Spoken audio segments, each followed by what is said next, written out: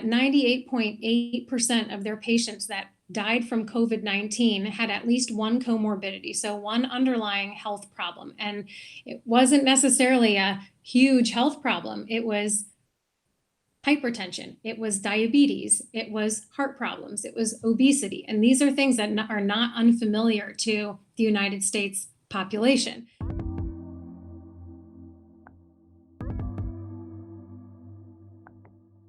I'm so happy to introduce our next guest, who is the first of a two-part installment featuring perspectives from medical students looking forward to their future in medicine amidst COVID-19. Angela Williams is a Connecticut native, but a longtime Ohioan. She's currently pursuing her medical degree at the University of Toledo's College of Medicine. Thank you so much for being here, Angela. I'm really excited to have you on. Thanks for the opportunity. Yeah, of course. So, as we know, COVID-19 really has altered so much of our world, and I would argue potentially none so much as the medical field. As a medical student, from your perspective, when did you have a moment where you were like, wow, this is a big deal? How is this going to impact my life? Sure. So at first, back in January or so, when you started hearing about ripples about COVID-19 over in Wuhan, we saw the fear and like the SARS relation that they would make.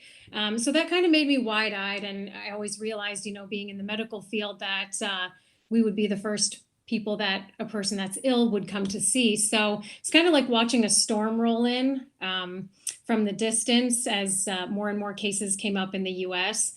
So I guess we would have always known that, as medical students, we would have possibly come into contact with this, being in a hospital setting and being considered on the front lines. But there were really only a few days between when things really started mobilizing in the hospital setting to where the school was kind of like, okay, I think it's time for non-essential personnel, including students, to be out of the clinical environment, away from this risk as we try to figure out how to best tackle this. So when I realized it could really impact my life was probably about March. Wow.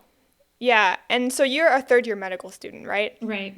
So had you started clinicals at that point? Yeah, actually, our curriculum has changed. So my class is the first class with a curriculum overhaul. So we're not on traditional semesters, if you will. We still have fall and spring, but we were actually supposed to be fourth year medical students at the beginning of May of this year. So coming up on the tail end of third year. So we pretty much had finished rotations just in the last block or two. And how has the virus impacted your education? How has the college responded to what's going on? Yeah, I think UT did a really good job. I think they worked really quickly and well with the ever-changing and evolving situation. They really were open with communicating with us and saying, just be on standby. We don't know what the next steps are at this point, but as soon as we do, we'll let you know. They expressed that their concern was our safety as well as our continuing education. So they're really working both angles for us. I don't think we got abandoned. I think they've really kept in close contact with us. They're really receptive to our feedback, to ways that we can make this kind of interim and non-clinical time more beneficial, to continue to move forward and not get behind in our schoolwork. So we've been out of the clinical arena since mid-March, which most med students loved being in that. That's something that we've worked hard for. It's the latter half of our medical education before we graduate. So selfishly, we're kind of sad to be out of it. But of course, the medical student has to take on multiple roles, supportive roles. And this is one of our roles, is to, stay home and abide by those policies as well. In the interim, we've been able to engage in online platforms, complete some case studies with our professors, and continue education that way. So we're not losing touch with our clinical decision-making skills, which I think has been really good. We've had a number of other online modules and online education. So they're really working hard to make this as seamless a transition as possible so we can, like I said, keep moving forward. Yeah, absolutely. And I love that you talked about how, in this case, staying home is actually a part of your education. It's a part of your duty, because this really is a public health issue. Yeah. I've seen a lot of news articles that are talking about medical students and some residents who feel like they're being quote unquote sidelined, in this case. But I love that perspective that, staying home is a big part of it as well. Yeah. Is there any aspect of your education that you feel like has been delayed, or is there going to be any impact on sort of the future of what your education looks like? Yeah, I hadn't really thought about that in a sense. We're kind of switching things around. So we're able to do things that we might have been able to do fourth year during this time, and then we'll catch back up later. So it is shifting around the timeline a little bit. Since, like I said, we would have been fourth year medical students beginning of May, we're kind of at this transition point anyways in our career where we are lining up to take our second parts of medical licensing exams. So a lot of us are taking time to study for that right now using online resources and book work. So a couple of us would have taken probably a couple weeks off anyways during this time to focus on performing well on those exams. So in that sense, it's still kind of staying on track, and things are just being shifted around. But like I said, being out of the clinical environment for a month or so, it's disappointing for us because that's where, every second of the day we're learning something. We're seeing something, we're reading charts and learning up on patient conditions, and it's just an extremely fruitful learning environment to be in the clinical setting. So it's very different. So maybe a delay in that sense, but otherwise we're trying to keep up with it. And what have I'm sure you and your cohort and your instructors have been talking about the coronavirus. I mean, I'm sure this has become a topic of discussion, as well as, how hospitals are responding, how healthcare systems are responding, what your role in that will look like as aspiring doctors, as the people who will be the next generation of healthcare workers taking care of our population. I mean, what are those conversations like for you guys now? So our instructors have told us to remain calm, patient, and flexible with all these changes to our curriculum, as well as with the uncertainty that it brings. Following CDC guidelines, taking care, and being safe. I haven't really seen much discussion so much centered on the pandemic itself with the students. It's more right now we're focusing on what does this mean for the next steps for our medical education in terms of moving forward with licensing requirements and all of that. So I know that there are a couple electives being designed at the school in order to center around kind of crisis communication, pandemic response, things like that. But those are yet to come. Yeah, and I know that you have been an Ohio resident for a while. You lived in a couple of other places before that, but what's been your perspective as someone studying in the medical field on how our government and our healthcare systems have responded, I guess not just in Ohio, but potentially nationwide as well? Obviously, there's a ton of debate and conversation around how different governments are handling things, what public health representatives should be doing or shouldn't be doing. Even questions on, should we wear masks? Should we not wear masks? Who are the masks for? Should we be wearing gloves in the grocery store? How many times a week should we be going out? I mean, what's kind of been your perspective on all these conversations? It's pretty polarized, but Ohio's response seems extreme. But they have been commented time and time again to be a nation leading the nation in response to this pandemic. So when you look at the success of social distancing, when people actually follow the recommendations, when its integrity is upheld, decreases transmission of COVID-19 and therefore will decrease cases. So I know it's hard to do the right thing, especially when that right thing is unpopular and may seem unfavorable in short sight, but this is for the good of health of all. I was looking at the Ohio Department of Health website, which shows like a forecast graph of estimated cases per day. If we didn't have the social distancing and stay at home recommendations implemented versus having them implemented. And it shows something astronomical, like a nice bell-shaped curve that's humongous. And it shows like 60,000 cases per day estimated if we didn't have these regulations implemented. And then it shows a smaller graph that shows the effect of the social distancing and the stay-at-home orders. And it's just to see that image, it's just kind of difficult to say that the extreme measures that we're going to wouldn't be positively impacting this situation. So I know social media and the news are showing overwhelmed healthcare workers and hospital systems, but it's hard to imagine what it would be if we weren't taking all these precautions, if we weren't wearing masks or weren't washing our hands as much and weren't, wiping down grocery carts, things like that. So I know it's a lot to talk about, but I think limiting social interaction has probably been a good thing. I was also reading an article published in JAMA. It's titled "What Other Countries Can Learn from Italy During the COVID-19 Pandemic."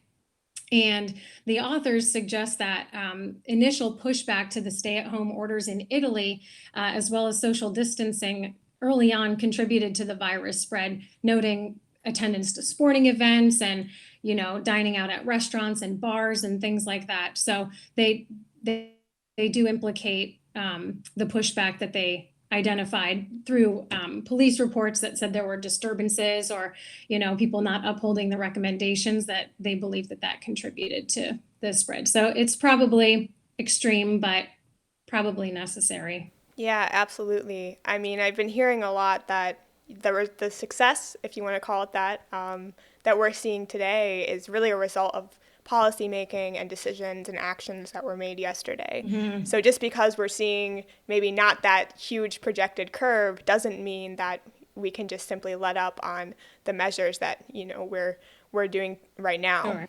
And I think something also that might be interesting from your perspective, just because if it had been a year, 2 or 3 later for you that this has happened, you would be on those front lines. Right. You would be the one kind of working when everyone else is staying at home. From your perspective, from the kind of healthcare professional side of things, what would you want to tell people, the public right now, in terms of what's going on, what we should be doing while all of our healthcare professionals are risking their lives on the front lines now? Yeah, I think social media does a great job of highlighting some of the social pleas that some of these healthcare workers are sharing with us to please stay home, stay home for us, the people that are trying to take care of your loved ones. And I think the healthcare workers, they have both sides of the situation. They have families at home and friends at home, and those people are not so removed from the things that we're feeling when we're just mandated to stay home. They have to stay home, but then they have to go to work and help out these people that have fallen ill with COVID-19. And I think hearing it straight from the healthcare providers with what's needed, which is to stay home and protect them by protecting ourselves and others, is probably a good way to go. I mean, I can't imagine being an aspiring doctor at this time in our history. I mean, of all times, to be looking at what's happening in the medical field, what doctors are having to do, doctors, nurses, other healthcare professionals out there putting their lives on the line. How does this situation change the way you see your future field? I mean, does it make you nervous? Does it make you scared? Does it make you feel maybe even more determined to be doing what you're doing? Yeah, at this point, just being mandated to stay home and take on that role, it's more encouraged me, I think, as a physician.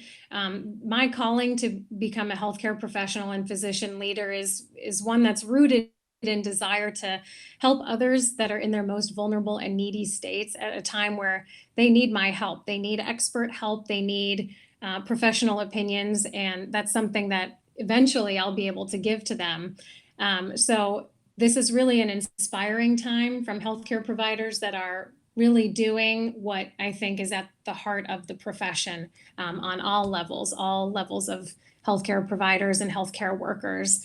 The emotional exhaustion that some of these providers are experiencing is not something I'm familiar with yet. But like I said, it is the inspiring attribute that these healthcare workers have, is to persist through that for the good of their patients. So at this point, it's maybe a little bit nerve-wracking to see because this pandemic is so widespread and it's so serious that all these lockdowns are occurring and businesses are closing. So I think in that sense, it's a little nerve-wracking, but also this is the call for help. So when and where you can help, I think that can override any kind of nerves. I think that something people also are talking about now is this quote unquote new normal that we're looking at. And I've also heard the opposite side that, if we go through something so traumatic as a nation, as the human race, that when we come on the other side of this, things shouldn't be normal. We should take from this some sort of dramatic action or a change in the way things are headed. And, one of those, which is really important now that we're seeing, is in certain states, as well as across the world, we're seeing a lack in the number of hospital beds, in ICU beds, potentially in ventilators, in key medical equipment, in PPE, so personal protective equipment, as well as in personnel potentially in some places, as I know they've been importing doctors into places like New York where they're seeing, such high counts of this virus. Yeah. I mean, what do you see the impact potentially, when we come out on the other side of this? What are some of the potential changes in terms of how our healthcare system works, how the field of medicine works? Will there be dramatic change? Will it be slow? Will it be fast? What do you see in that? Yeah, that's a tough question. I don't know what the outcome is going to be, but I do hope that it will be a collaborative and global learning effort for the things that worked and the things that didn't work in various places can be drawn upon by all, and then develop perhaps a better way to predict a pandemic like this, better ways to streamline the process of developing tests or providing more PPE, more personal protective equipment, ways that we can all just pitch in and help each other out. I don't think that globalization will slow down. I don't think people will slow down their travel for business or for pleasure. So I think that the avenues for another situation like this will probably just continue with people migrating and moving from one place to another. So probably just collaborative efforts from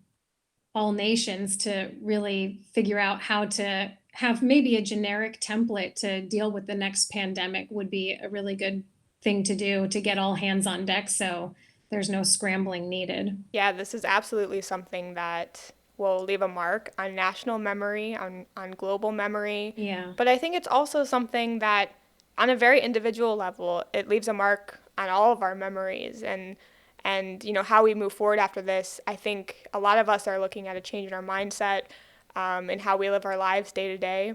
For you as a potential doctor, as someone going into the medical field, do you think there'll be any change in your generation of doctors, the ones who are coming up next to kind of handle our public health and our, in the medical field? Do you see any either practical changes or even just changes in mindset? I mean, how do you go about your day, how you treat patients, what your schedule looks like, what kind of doctor you want to be? Sure. I think a lot of people will be motivated to probably work in infectious disease, vaccine development, supportive care treatment, critical care because of this. But I think that our generation of doctors could probably focus on preventative health measures at this point. It doesn't have to just be primary care physicians. It could be specialists of any kind that are able to bring to attention to a patient maybe high blood pressure that they have when they're coming in for their office visit. So that same article from Italy that I read in JAMA, it said that 98.8% of their patients that died from COVID-19 had at least one comorbidity, so one underlying health problem. And it wasn't necessarily a huge health problem. It was hypertension, it was diabetes, it was heart problems, it was obesity. And these are things that are not unfamiliar to the United States population. So when we're thinking about preventing the severity of some of these diseases, we can start by doing annual visits, checking up on high blood pressure, checking up on our weight, checking up on our diet. Simple things, small things at the beginning that we can make a difference to reduce the impact of a pandemic so that the next one maybe isn't as serious. The next one doesn't overwhelm hospital systems as much. So I hope people also engage in building a good physician-patient relationship so that they're able to chat with their physician about any changes that might be going on. So hopefully that's a change that our generation can make, is focusing on preventative care to reduce the severity of something like this happening again. And you've just hit on really two of the major points, I think, that people really are criticizing about the way our healthcare system works today, which is, one, not having enough preventative care. So thinking about holistic health, health hopefully before the problems come along. And also the relationship between physician and patient. Nowadays things are so quick. Doctors are so busy. You go in, you go out. There's not a ton of time. In some cases, especially depending on the insurance you have or the availability of good health care for certain populations. Right. That's not always an option. And I think those two issues are really key now. You are seeing that those with underlying health issues are the most vulnerable to this disease, and they're the first ones who are susceptible. So I think that's really great to hear from you, and hopefully that's the case. When we come out on the other side of this, that we begin to address those problems. Well, I really appreciate you sitting down with us today. It's great to hear from your perspective. I know so many things are in flux, not just for you, but for the whole world right now. And it's really inspiring to hear from someone who, is still looking forward to making an impact in this field. So I really appreciate it. Absolutely. Thank you for the opportunity. Thank you. Thank you all for joining us today on this episode of Midpoint. Angela gave us some perspective on how this virus is impacting medical students and residents, and how it's also shaping the future of their profession. If you enjoyed this conversation, like, comment, and share to support Midstory at a time when we need information, interpretation, and inspiration most. As always, stay safe, stay healthy, and stay human. See you next time.